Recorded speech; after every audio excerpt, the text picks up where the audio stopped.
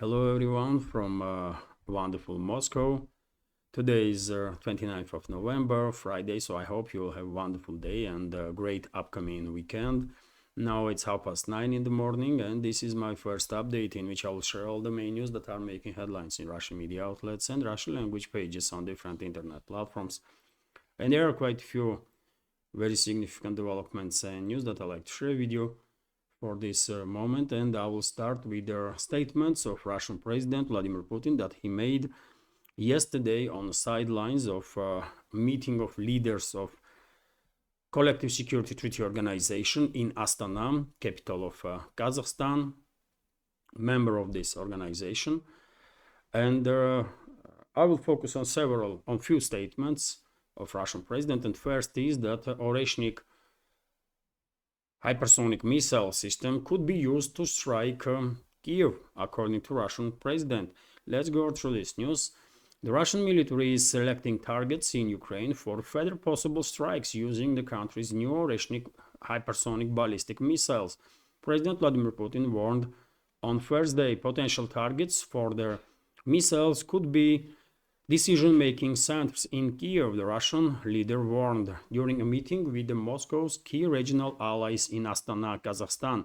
Military facilities could also be targeted along with the defense and industrial enterprises, especially since the Kiev regime has repeatedly attempted to strike at facilities of national importance in Russia, Putin explained. Moscow already has several Oreshnik missiles at its disposal and has begun the large-scale production of their advanced weapon system, he added. Addressing his counterparts from the Collective Security Treaty Organization, Putin reiterated that the first Oreshnik launch last week had been Moscow's response to Western countries granting permission for Kiev to fire long-range weapons deep into Russian territory. This made NATO member states directly involved in the conflict, he added. President also informed his colleagues that day or night before, Russian armed forces launched around 90 missiles and about 100 drones to strike against military targets in Ukraine. And that strike came as a response to Kiev's continued attacks using Western weapons. More Oreshnik strikes may follow, he warned. And well, first of all, this is there is quite stuff to unpack here. First of all, Russian president, I believe, first time stated that decision-making centers in Kiev may become a target for Russian armed forces, which means that there is a certain shift in Russian attitude towards Kiev regime, because previously, even though Russian armed forces quite often conducting long-range strikes on military and logistical infrastructure of the Kiev regime, decision-making centers were rarely targeted. I just remember one episode when Russian armed forces strike one of the offices of main intelligence directorate of Kiev regime, after which, if you remember, rumors start circulating that head of that terrorist organization, Kirill Budanov, who is designated in Russia as a terrorist, was killed, but unfortunately that terrorist survived and formally still in charge of main intelligence directorate, although according to information that are coming from Kiev controlled territory, there is a significant divisions between Budanov and Budanov's camp and Zelensky and his camp, and Budanov may be replaced even before end of this year. But anyways, to come back to these statements of the Russian president, he also noticed that at least several Oreshnik missile systems already are in disposal of the Russian armed forces. And when Russian president says several, I guess it's several dozen at least, because obviously real information about these newest weapon systems is classified, and the Russian president could not reveal real numbers of this weapon system. So my guess is that at least several dozen of such type of missiles already are on duty and can be deployed at any time. Also, Russian president highlighted that this strike with the Oreshnik missile system was a response on NATO member states' permission to strike NATO weapon systems deep into Russian territory, and the Russian president highlighted that by authorizing these strikes, NATO member states become directly involved in this conflict. And because Russian president did not said that assets of these countries will not be targeted, I assume that it is also a possibility that Russian armed forces will take action not just against decision-making centers of Kiev regime inside the Kiev or elsewhere, but also there is a probability that Russian armed forces will take action against military assets of NATO member states that are directly involved in this proxy war against Russia.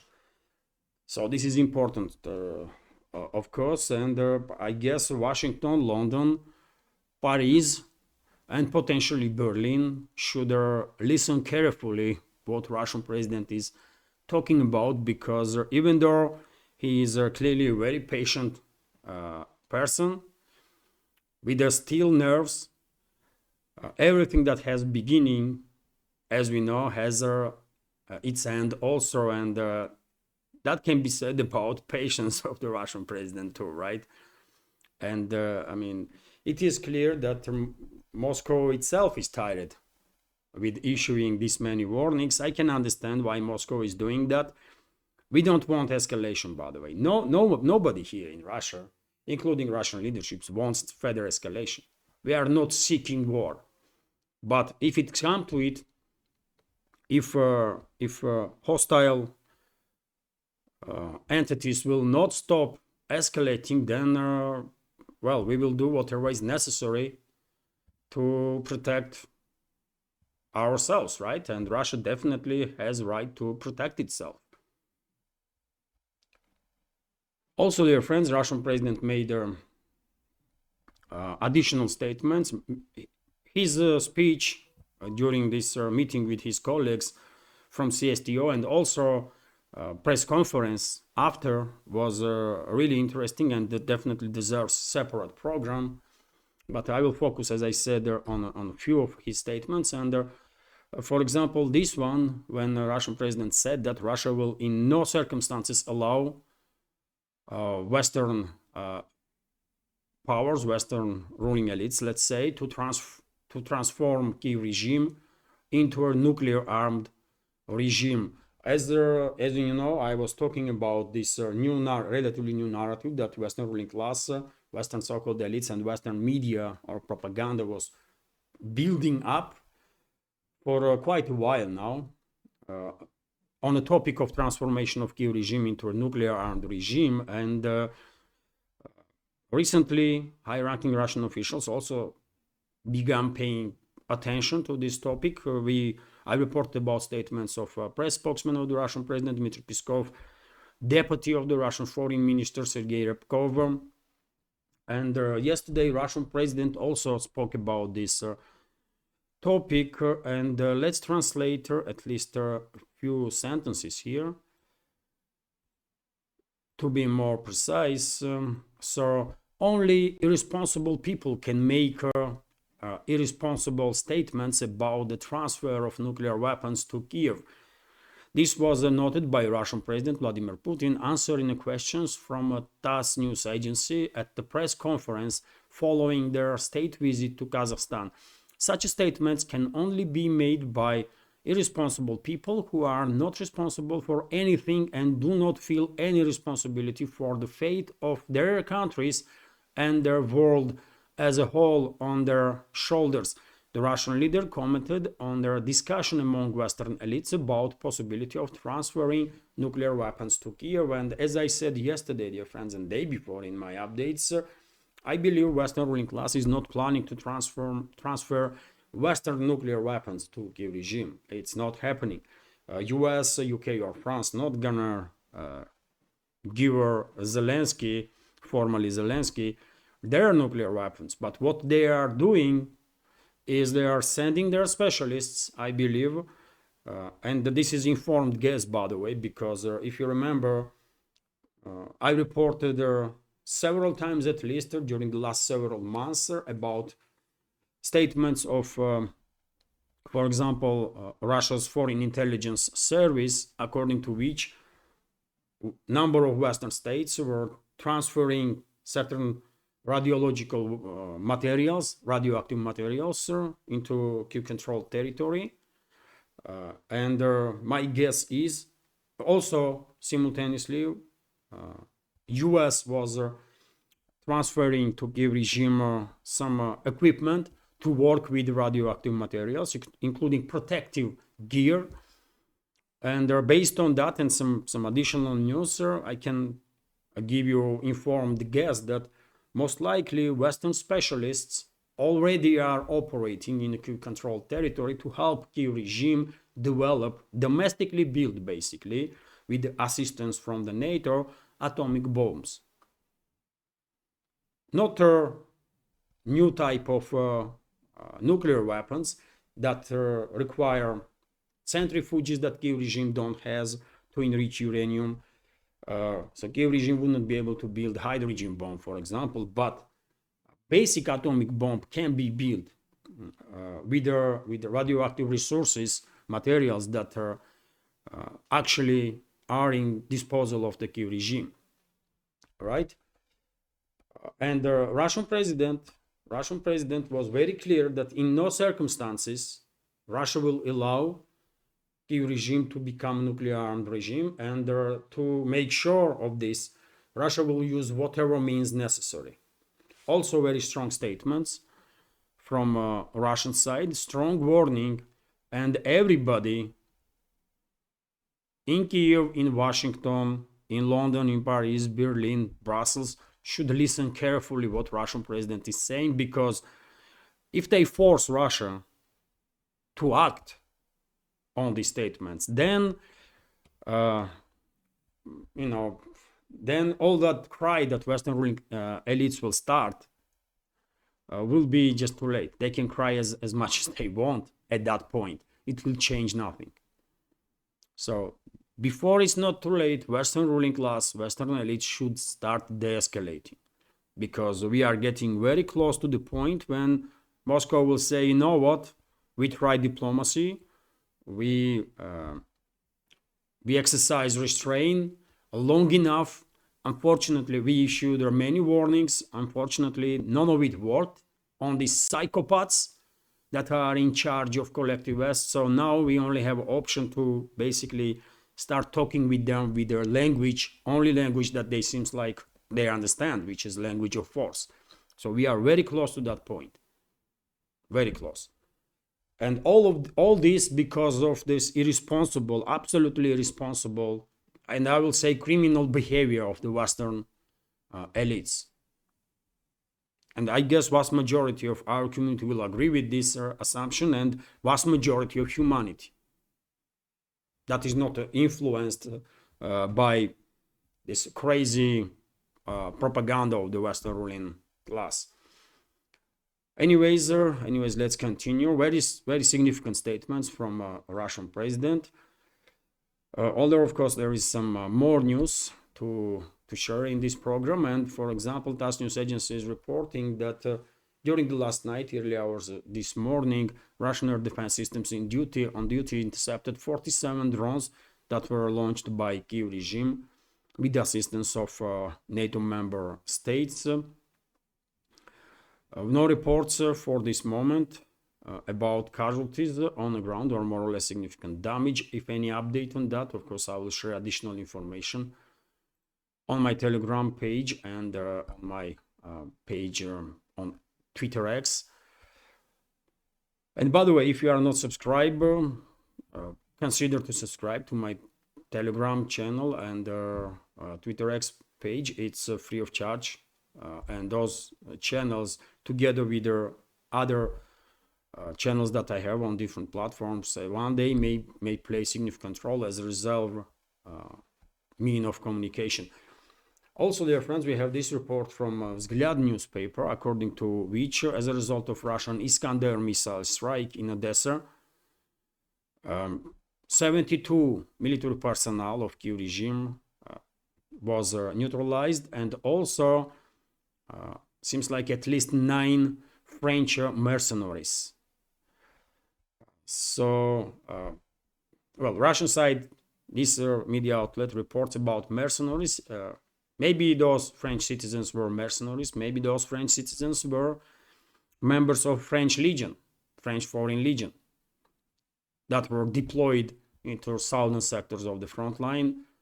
Hard to tell, but well, more French citizens are losing, more and more French and basically NATO member state citizens are losing their lives in a zone of special military operation in this proxy war, basically, that West is waging against Russia. And I wonder how long it will take before at least family members of those people, of those NATO militaries that were killed in this proxy war will start asking questions.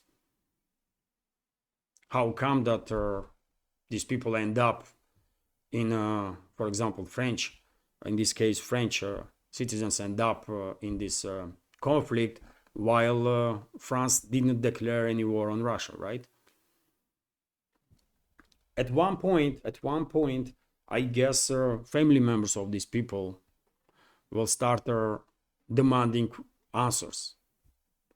And because there is no real journalism in the West when it comes to mainstream media, unfortunately, we're not gonna see some investigations, journalistic investigations about how many NATO military personnel already were killed or wounded in zone of special military operation. And I believe it's hundreds and hundreds, maybe thousands at this point. Let's continue with more news. And TASS news agency is reporting that yet again, as a result of active use of Iskander missiles, as a result of Iskander strikes, Russian armed forces destroy 5 launchers of HIMARS that are basically also used to launch ATACMS missiles. Significant loss on part of NATO and their proxies in Kiev regime, because only certain number of these vehicles are available even for NATO. Nothing to be said about Kiev regime. So losing 5 HIMARS launchers, it's quite significant loss for Kiev regime. Vzglyad newspaper is also reporting that EU decided to cover immediate spendings of Kiev regime with Russian assets, with profits from frozen Russian assets. So there was a memorandum signed between the European Union and the Kiev regime to allocate additional 18.1 billion euros by Brussels to a Kiev regime, and this money as a micro credits, microfinance support for the Kiev regime. And according to this information, Brussels' hope is that they will cover this credit with profits from Russian frozen assets. At one point, by the way, profits from Russian frozen assets not going to be enough, and they will start stealing assets themselves. Just mark my words, dear friends, this is inevitable. And at this point, I guess no one in Russia really expects that these frozen assets will ever be returned to Russian central bank. This is most likely will never happen. And the world is watching, by the way. World is watching, and probably many experts worldwide are shocked to see level of degeneration of their Western financial institutions, banking institutions, Western political class, because they are openly stealing now assets of another country that invested in the West. this is investments, right? This 300 billion was invested into Western economy by Russia. And the Western elites are stealing now these assets. What you think are potential investments from India, from China, from Middle East or other regions of this world gonna think while they are observing this craziness is taking place in the West? Would they be happy to invest anything in EU's economy or US economy? I don't think so. And that's why there is a outflow of money now, outflow of assets happening from Europe, right? Because no longer investors are, that keen to invest in these economies in Europe or in North America. And this process is unstoppable. At this point, this process seems to be unstoppable. Let's continue, and we have this report that Russian Defense Minister Andrei Belosov arrived in DPRK, in North Korea, basically, and he will have negotiations with the military and political leadership of North Korea. Lately, relationships between Russia and between Moscow and Pyongyang, of course, reach a whole new level, unprecedented level. Sides are strategical partners, and cooperation is increasing on regular basis. And I guess we will see only further progress in these relationships, not just in terms of military cooperation, but definitely in terms of economical cooperation. And I believe North Korea will feel relief once North Korean economy will get open for Russian businesses. And trust me, Russian business is gonna invest in North Korea billions and billions, by the way, because it's quite a big market that can be developed. Great opportunities there. And of course, Russian companies have no fear now that they will be sanctioned by the West if they will invest in North Korea, because the majority of Russian businesses already are sanctioned directly or indirectly. So I guess there is a greater success ahead of these bilateral relationships. And dear friends, before I continue with some more news, let me notice that this media project is completely subscriber funded. And if you like what you see, if you like my work, my channels, and if you think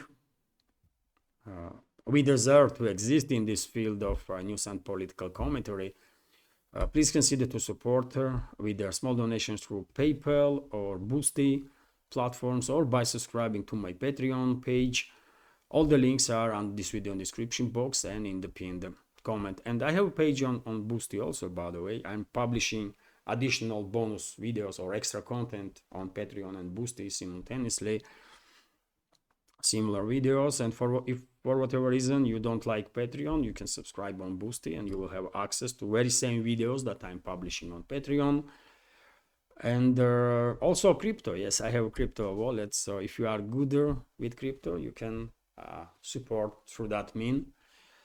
All the links under this video in the description box and in the pinned comment. Now let's continue with some more news. And TASS news agency is reporting that according to statements of Netanyahu, Israel is ready to conduct a full-scale war on Hezbollah if truth will be broken between the sides.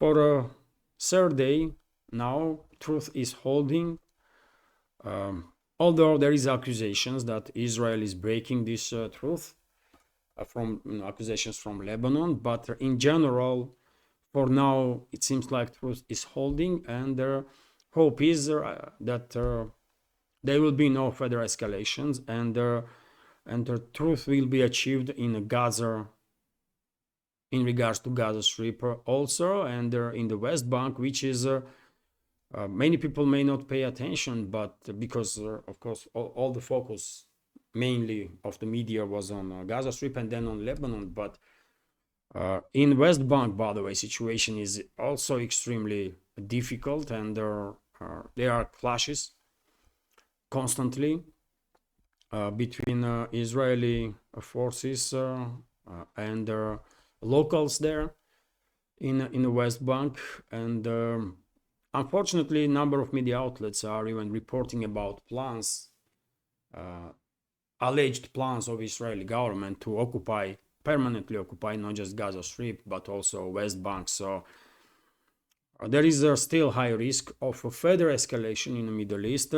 And I'm afraid that exactly that may happen once Trump will get to office, because we all know Trump and his administration are big supporters, majority of them, if not all of them, by the way. If not 100%, then 90% of future Trump's administration from his peaks are open, active supporters of Netanyahu's regime, Israeli actions, and Israel, and therefore I think it is a probability that Netanyahu will de-escalate now for next 5 weeks, and once Trump will get to office, he will start escalating again, and he will receive whatever he will demand or whatever he will ask White House in terms of money, in terms of weapon systems, and maybe even US militaries and subsequently militaries of some other NATO member states will even get involved in their military actions that Netanyahu's government will wage in Lebanon and maybe even against Iran. So therefore, I want to be optimistic that we will see de-escalation in the Middle East and there will be no more risks of a regional war. But unfortunately, objective reality is dictating us tells us that still there is a very high risk of further intensification of their hostilities and even a regional war. And I believe Western ruling class is determined, by the way, to provoke regional war in the Middle East, to cut off China from Middle Eastern energy sources. And that's why, if you ask me, I will tell you that I'm quite sure once Trump will get to office, Netanyahu will start wars again, will start escalating again. Let's continue with some more news. Vzгляд newspaper is reporting that, well, as I reported yesterday, Western-backed terrorist groups start offensive operation in Syria on governmental forces from Idlib province. They get very close to Aleppo, major city in Syria, of course, and Syrian armed forces are now conducting counteroffensive operations. Of course, Russian troops that are based on Syria are helping Syria's legit government to deal with this terrorist offensive. And the reports are coming in that at least 400 terrorists were killed as a result of strikes that Syrian Arab Army, Syrian Air Force, and Russian Air Force and militaries are, conducted. And this number will grow. Obviously, this number will grow because one of the main forces in this terrorist offensive are pro-Turkish, or I will say Turkish-controlled terrorist organizations. I guess Moscow now has no reason to take in account any position that Ankara might have about Idlib province, and I think after this offensive of the terrorists will be repelled, stopped, then Syrian army, with their active support of Russia, with active support of all the friendly nations, will go on a large-scale offensive operation and will liberate Idlib province from the terrorists. This was not done before because, yet again, Ankara was trying to it was at least game that Ankara was playing, that they want to de-escalate. There were statements that Erdogan wants to meet with Bashar al-Assad, president of Syria, but this escalation clearly demonstrates that Erdogan cannot be trusted. And therefore, I think this time Syrian forces and Russian forces will go all the way until Syria-Turkish border in this northern western part, and Idlib province will be cleared from all sorts of terrorists that are based there right now. It will take time, obviously, but that's what is going to happen. And by the way, I expect a significant deterioration of the relationships between Moscow and Ankara in very near future, because these terrorist groups are controlled not just by Western state, not just by US and UK and their secret services, but Turkey is also very actively involved in that. And according to some reports that I see, dear friends, unfortunately, there are already casualties among Russian military personnel too. So Moscow will react, and Moscow is already reacting very strongly. Reports are coming in, for example, that headquarters of one of these terrorist groups were obliterated by Russian air forces, and hundreds of terrorists were killed during that strike last night, by the way. So during the day, probably we will receive some more information on that. And there are several leaders of these terrorist organizations also were exterminated. And according to some reports, Iran asked Syria permission to send, and this is unconfirmed, officially unconfirmed reports yet, but according to news that I see, Iran requested from Syrian leadership authorization to send its brigades, its military forces, to deal with these terrorists. And I believe, if true, then I believe obviously Damascus will grant such permission, and soon we will see probably some special forces from Iran and IRGC units dealing with those terrorists side to side with the Syrian fighters and the Russian fighters, shoulder to shoulder with the Syrian and Russian fighters. In any ways, those terrorists will be decimated, obviously.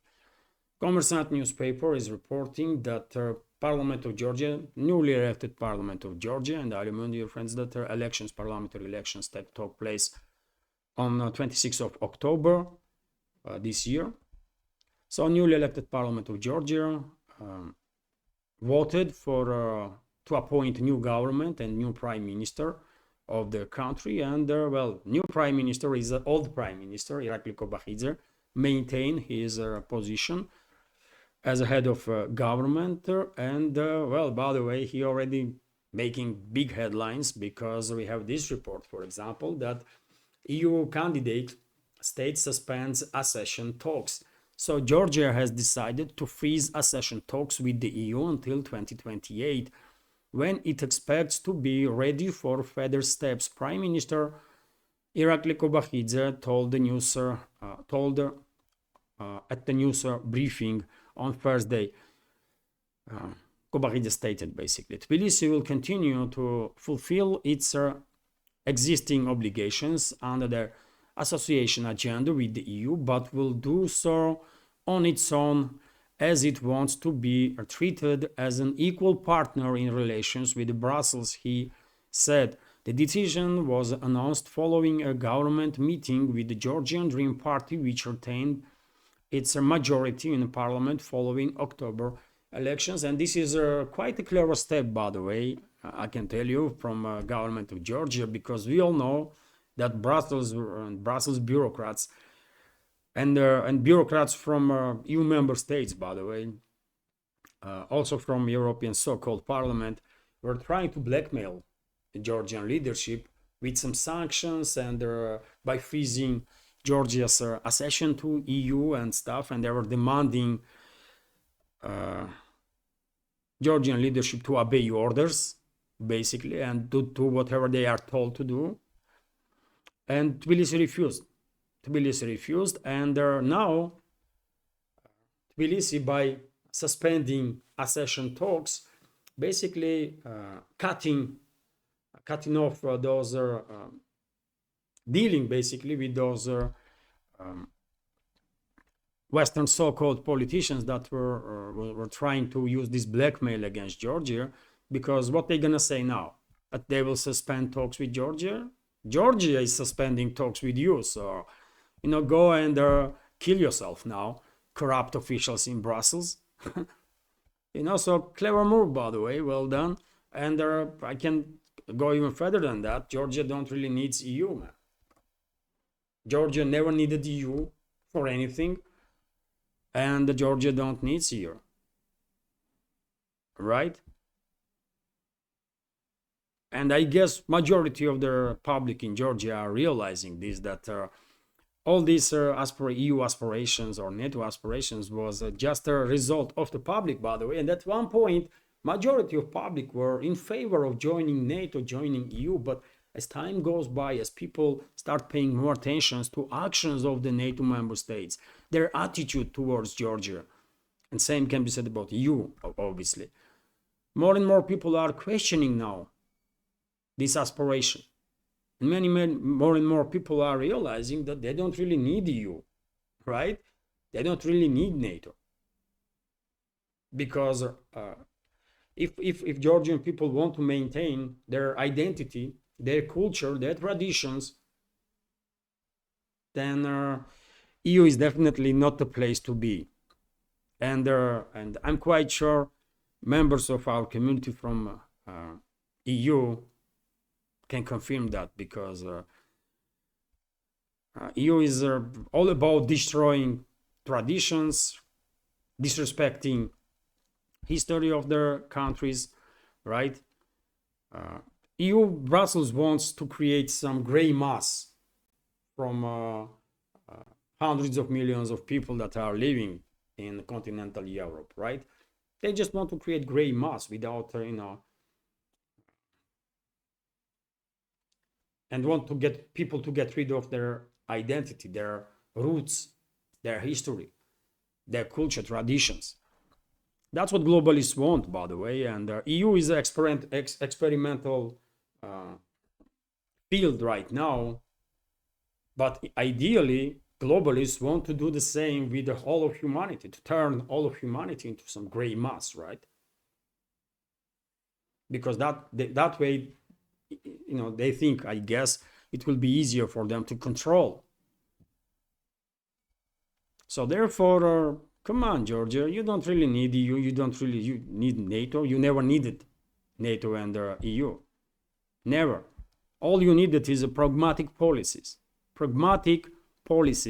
based on true national interests, true interests of the citizens of Georgia. That's what I was saying for decades, by the way, when I was living in Georgia and once I was forced to flee Georgia.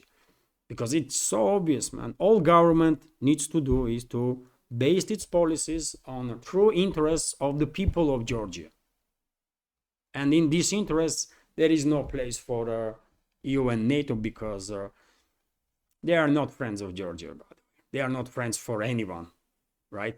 NATO and EU is tools of Western ruling class, tools to control. That's it, to control and destroy. Let's continue. And dear friends, when it comes to Georgia, last night, Western-controlled so-called opposition, so-called political opposition, also Western-controlled and financed these non-governmental organizations and so-called media, organized yet another attempt to destabilize the situation. I shared on my Telegram and I believe on Twitter X also some videos of this yet another demonstration. And at some point, these individuals, these elements start attacking police, and therefore decision was made by security services to deal with these extremists. And I believe for now area around parliament is free from these Western assets. But unfortunately, they will try again. They will try again to build their tent cities, to build barricades, by the way, to do whatever it takes to destabilize country, conduct regime change, and then sacrifice Georgia for geopolitical agenda of the globalists, Western ruling class, as Kiev regime did it. So Georgian society should be on alarm, and the Georgian government also, because nothing is over yet. TASS news agency is reporting that deficit, by the way, of Russian budget in previous 9 months amounted to 580 billion rubles, which is quite interesting news, isn't it? Russian budget is receiving actually more money as taxes than that budget is spending. So therefore, for next year there will be more money in the budget, I guess, and these deficit numbers will further increase, which is good, by the way, because when you have deficit in the budget, that's not really a good sign.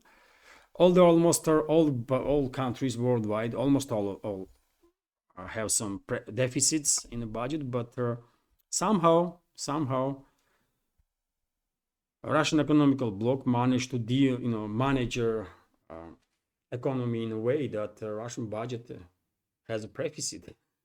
So it's receiving more money, and this number will definitely grow because, as I reported yesterday, by the way, for the last couple of days, ruble weakened quite significantly, and the current rate, let me tell you, current rate is 109.58 rubles for $1, which means that once these big companies will start, and Russian economy is of course export oriented, so very many companies are doing business not just inside but also outside on the world market, and once these companies will start exchanging their foreign currencies to pay taxes in rubles, of course Russian budget will receive even more rubles than was expected because of this little slide of Russian rubles when it comes to exchange rate. But as I said yesterday, by the way, I'm quite sure Russian central bank will stabilize the situation and economical bloc of the government, and their exchange rate will probably stay between 100 and 510 and like 115, 120, around these numbers, because it will be more acceptable for this export-oriented economy, export-oriented businesses.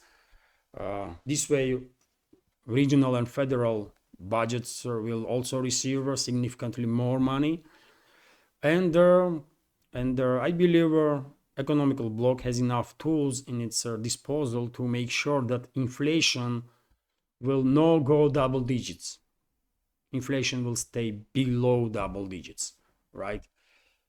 So let's see what is going to happen. But I am optimistic, by the way. I'm optimistic that we will deal with whatever issues we will face, we as a society and the country.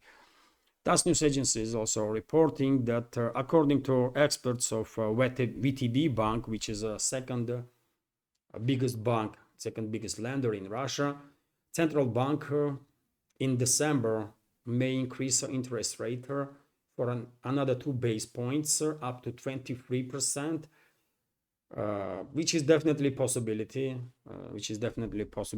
And if this increase will happen, of course, that will additionally cool down economy a little bit, which is necessary, because economy, even though Western ruling class was hoping that Russian economy will collapse due to these 20,000+ sanctions, in reality Russian economy is overheating, working on the maximum of its capacities right now, and of course huge investments being made, by the way, in economy to build more capabilities for further growth economy, but it will take time, isn't it, before these investments will take effect. So therefore, some measures are necessary to cool down economy, and one of the ways that central bank is dealing with this issue is increasing interest rates, and simultaneously, even though I'm quite sure central bank is targeting overheating of the economy by increasing these interest rates, simultaneously this increase is definitely also influencing inflation, right? Influencing inflation, and I'm quite sure inflation will stay below double digits, as I already said, because of the actions of the central bank and their economical bloc. But 23% in general, of course, it's too much, by the way. Credits are way too expensive right now here in Russia, but yet again, demand is very high. Economy is barely dealing with this demand, even though tens of billions of dollars are invested in economy every single year, if not more. Of course, it takes time before this new manufacturing capabilities are built, before these investments will take influence the overall situation, and therefore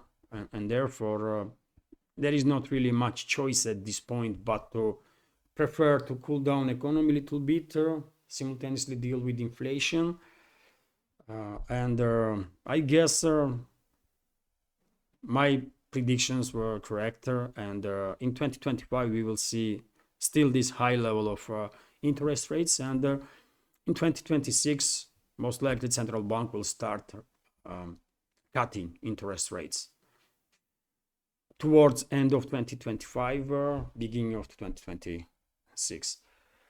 And this is it for now, by the way. This is it for now. Hopefully you will find this update interesting, useful, informative. And if so, please click that like button and leave some commentary. This is the only way we can try and influence algorithm. And dear friends, as I mentioned day before yesterday, isn't it? Thanks to you, we definitely managed to influence algorithm. And 2 days ago, video had 19,000 views. Day before yesterday, next video had 14,000. Yesterday's video 10,000.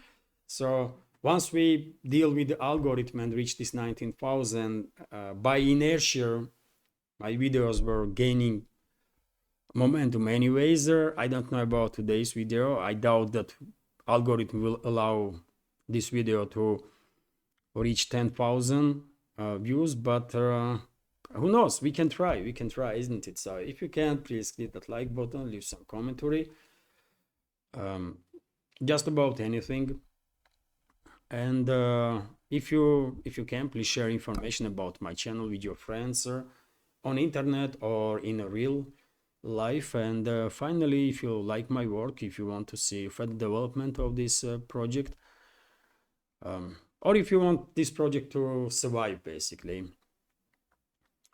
please consider to support. All the links are on this video in the description box and in the pinned comment. This is it for now. Once again, have a wonderful day and great upcoming weekend. Take care.